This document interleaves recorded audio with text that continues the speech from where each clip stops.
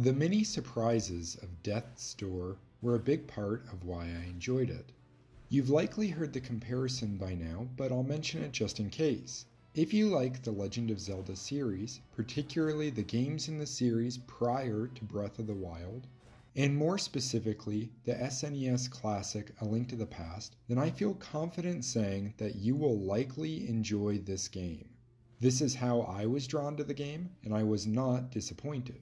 In that case, I recommend that you stop watching this video and go play the game. If you want, you can come back and watch the rest of this video once you have formed your own opinion after playing through the game. However, if you aren't sure if Death's Door is for you or not, here's some basic information. You play as a nameless and silent crow who, in this world, is part of an organization responsible for reaping and collecting the souls of living creatures. Almost immediately, you are set loose into a world and tasked with collecting the souls of 3 giant boss creatures. In order to get to these bosses, you'll be engaging in 2 main types of gameplay: puzzles and combat. Puzzles take place in the game's overworld as well as in the dungeons of the bosses. They often require equipment spells that are gained through progression in the game, which in turn allow for increased exploration in the world.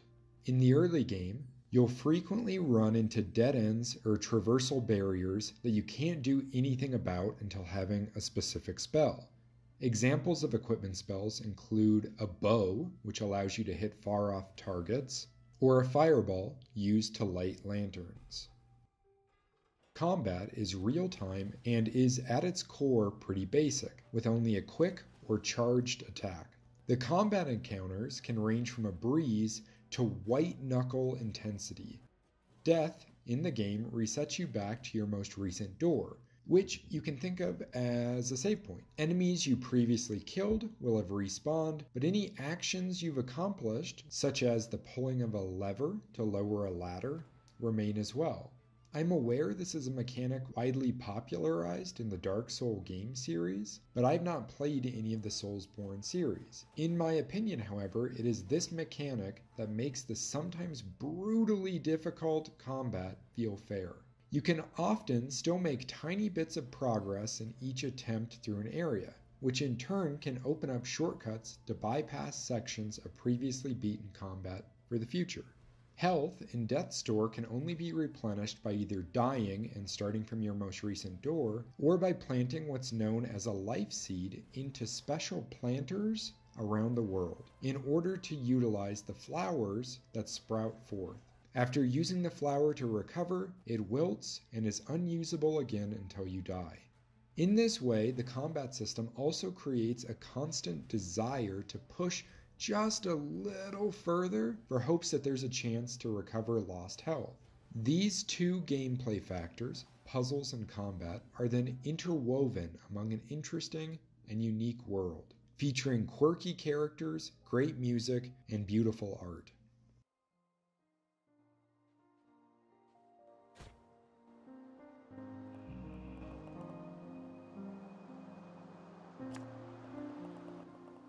Rereading through my description up to this point, it sounds like I'm talking about The Legend of Zelda, and Death's Door clearly wears this inspiration on its sleeve. However, I want to be clear that Death's Door is not merely a Zelda clone. It has its own identity that is expertly crafted through the course of the adventure. I don't want to spoil any of the surprises this game has in store for you in the review section of this video. I'll only say that the game continued to surprise me even in the final hours, after I was sure that it couldn't anymore. Now, Death's Door isn't perfect. I want to discuss its flaws as well as go into more detail on some areas that contain spoilers. Consider this point the end of the spoiler-free section. So if what you've seen or heard up to this point seems like something you might like, then stop watching this video and give the game a try.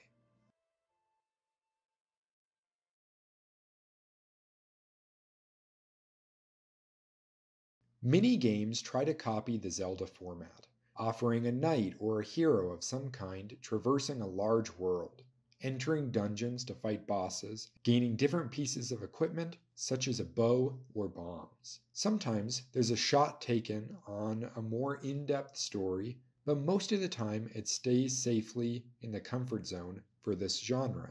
Due to all of this, many of those games become largely forgettable. And maybe I'm being unfairly harsh towards other games, because Death's Door follows many of these same roads, traversing a large world, entering dungeons to ultimately fight bosses, even down to the different equipment spells such as bows, bombs, and a hookshot. Death's Door manages to set itself apart because of two factors. First, the combat and enemy encounter design, and second, the feeling of the game's world. It is these two factors that I believe Death's Door does so well that they effectively set the standard for future games in the 2D top-down action-adventure genre.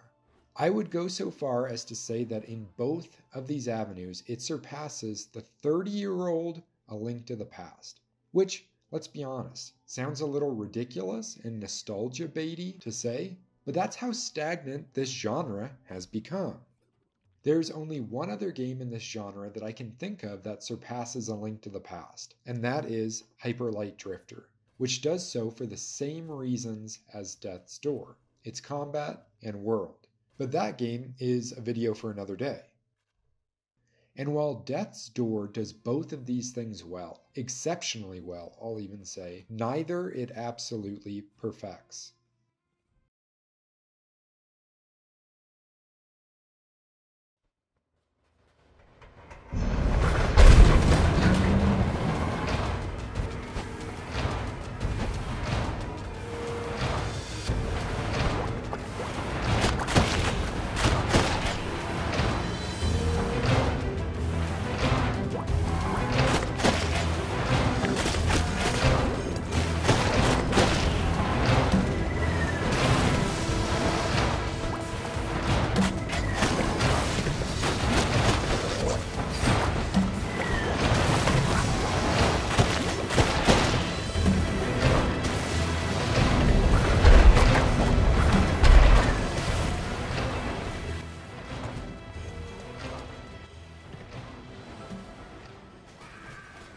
Combat, as I described in the review portion of my video, is basic in terms of your own controls. You have a quick and a charged attack at your disposal. As I played the game, I didn't use the charged attack on a single enemy. So maybe I missed a crucial piece of the combat puzzle, but the game felt and played fine exclusively utilizing the quick attacks. My playstyle, for better or for worse, was about getting in as many quick attacks as possible during enemy openings, which, regrettably, often led to me getting greedy with the number of hits I could get in, which, as expected, often led to me taking damage or dying. In addition to the attack types, you have 5 possible usable weapons to choose from. You start with the default sword and have the option of unlocking 3 additional weapons through solving puzzles spread throughout the 3 different regions. These weapons are a set of daggers, which swing faster but deal less damage, a warhammer, which swings slower but deals more damage, and a greatsword, which also swings slower but deals even more damage, as well as has the highest range of any of the melee weapons. Finally, there's a 4th unlockable weapon that can be found in the Reaping Commission Hall, which is an umbrella. This weapon does the least amount of damage and is the in-game method of increasing the difficulty. Finally, there are 4 magic spells you acquire in order to complete the dungeons in the game, but each can also be used during combat encounters. The use of the spells is limited by the number of magic charges you have, and during combat your main method of recharging the spent slots will be by hitting enemies with your melee weapon. Additionally, each spell can also be upgraded once by beating a special boss. However, these are optional challenges and aren't required in order to progress through the story. You begin the game with the bow spell, which lets you fire a single arrow. The upgrade lets you charge your shot for more damage.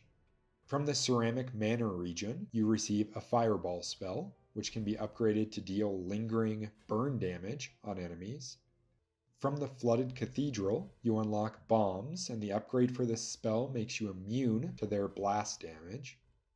And the final spell in the game is a Hookshot, which when upgraded lets you perform a slash with your weapon after hookshotting and being pulled towards an enemy. This will bring us to the biggest flaw within the combat system. There's not enough variety. Functionally, each of the 5 weapons behaves the same, with only damage, range, and hit rate changing between them. I want to compare this to Hades, which is a similar style roguelite that released back in 2018, which featured 6 weapons, each with 4 different upgrade paths, all of them providing starkly different ways of playing the game. Going back to Death's Door, to compound the lack of difference between the weapons, none of the magic spells, even with the upgrades, felt viable enough to actually create a full magic build, which I initially thought would be an option. Towards the end of the game, I was actually running a fully upgraded magic damage with an upgraded fire spell, but it still never felt good enough to be used exclusively. Now, you might be thinking, well, what gives, Cal? Didn't you say that the combat encounters were some of the reasons that this game was so great, but now you're ranting about how basic it is? I want to clarify. I think the combat in Death's Door is exceptional. Its combat is some of the most fun I've had with a combat system in a 2D top-down action-adventure game.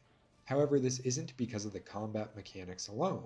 Death's Door's combat is partly saved by the design of its encounters.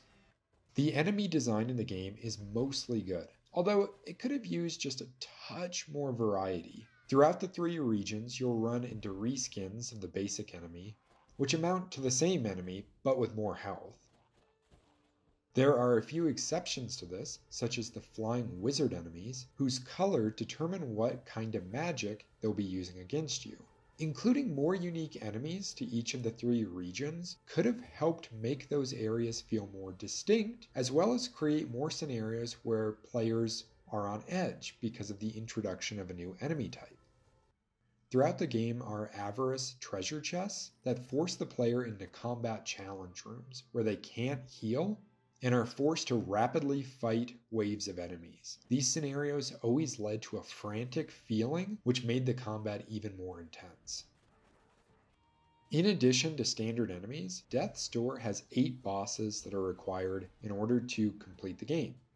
Although I'm going to remove the first one, which is a tutorial boss.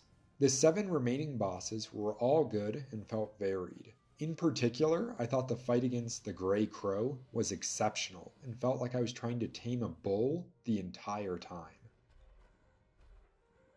Outside of these 7 bosses, there are 4 challenge bosses, which you must fight in order to upgrade each of your spells. These challenge bosses are all reskins with the same basic moves, but gain an ability based on which spell upgrade they're granting. The first one I fought was great, but each subsequent one, I grew a little tired of fighting them because they have very similar mechanics. Again, I want to reiterate, despite these critiques I've mentioned, I thoroughly enjoyed the game's combat. When you're low on health and you enter a hallway only to see the red doors that appear to spawn enemies, and you see a new enemy type, which causes a mild panic because you don't know their attack patterns yet, and you're rolling around trying to find a balance between being cautious but also some level of aggressive in order to clear enemies, it all just clicks into place. The developers at Acid Nerve have built a fantastic base for their combat system. In the future, I would love for a sequel to Death's Door to go maybe a step further and incorporate something similar to Hades, where each weapon changes up how you play. Maybe something like the charge attack works differently, or it provides a different buff or upgrade for whatever magic you have selected. This would incentivize completing the game multiple times with different weapons. Additionally, if they add a bit more variety to the enemy types and keep some of those types specific for a region or a dungeon, I believe this would help supply variety throughout the game's combat system.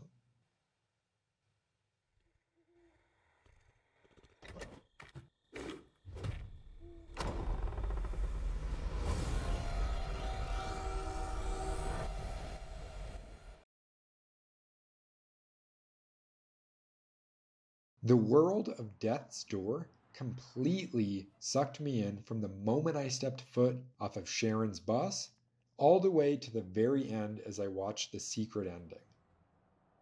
The subtle things that made me laugh, like the character of Pothead offering me soup from his head.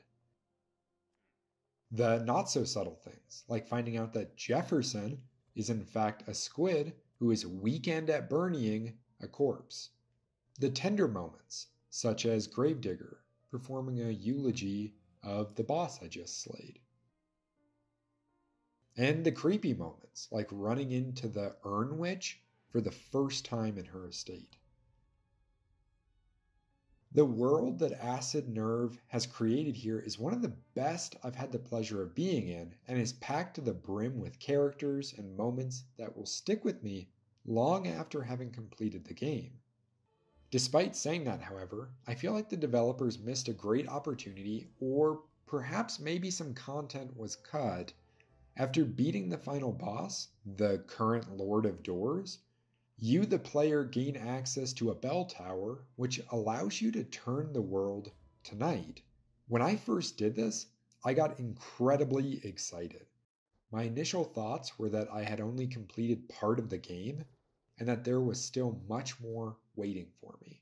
Perhaps a sort of Link to the Past, Dark World type scenario, where the world is different and the enemies are harder, and it turns out this wasn't really the case. A good way to think of the night content is that it is extra snippets to further explore the world. The night content has you perform 7 smaller quests that are as follows. So first, a fight against the Gravedigger character. Second, one final Avarice combat challenge. Third, finding and interacting with 3 owls, one hidden in each region. 4, taking a journey with that squid named Jefferson. 5, guiding spirits back to their statues. 6, lighting coal in the old Watchtower region. And finally, 7, finding and planting every life seed, those flowers that give you your health back. Completion of each of these quests grants you a tablet, and once you have all 7 tablets, you can access a hidden room and watch the true ending. Like I mentioned earlier, I feel like this part of the game is a missed opportunity. The night section of the game introduces many new concepts, especially the Jefferson quest, where you have to carry him from one region to the next, and he reveals these invisible pathways that are only lit up at night. And you use this for 10 seconds, and then it is never used again. Or the owls that are just introduced but then never talked about. They each just fly off after giving you a piece of their tablet, and that's it. Now, admittedly, not all of the night content I would consider good or interesting. However, all the other ideas felt like they could have been their own concepts for a dungeon, maybe ones utilized while revisiting the 3 regions now at night. Even without making additional dungeons, I feel like there were ways the developers could have made the night content more engaging, without requiring much extra work. Originally, I thought there might be more or harder enemies roaming around at night, or even that the life seed flowers wouldn't be in bloom at night, leaving you no way of recovering health. Both of these ideas seem like natural fits that would have made the post-game content much more difficult. In fact, it actually seemed like there were less enemies out during the night content, which just doesn't really make sense. The post-game content unlocks a secret ending. Why wouldn't you make these sets of challenges absolutely brutal to get through? So that way the secret ending was a reward. The game also doesn't offer a New Game Plus or anything after the brief post-game, so your only option is to just start the game over again. I would love to see a post-release update or a patch that adds a New Game Plus mode. Plus, maybe minor quality of life improvements, such as adding an in-game map or turning the life flowers off at night. Adding these options would increase the replayability of the game, which unfortunately as it stands right now is quite low. And maybe I'm just being selfish, because at its core, the criticisms I have for Death's Door boil down to just wanting more of the game and more reason to continue playing it.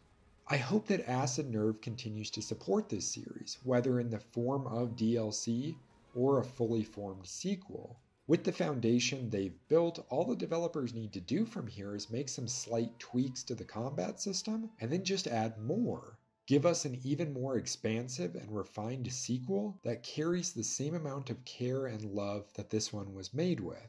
However, even if Acid Nerve decides to go in a different direction with a new game, I'm going to check it out because these developers know how to make a good game.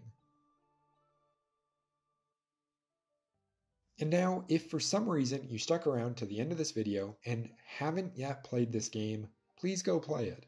Even with discussing different spoilers, the game still holds quite a few surprises in store for you, and I hope you enjoy them as much as I did.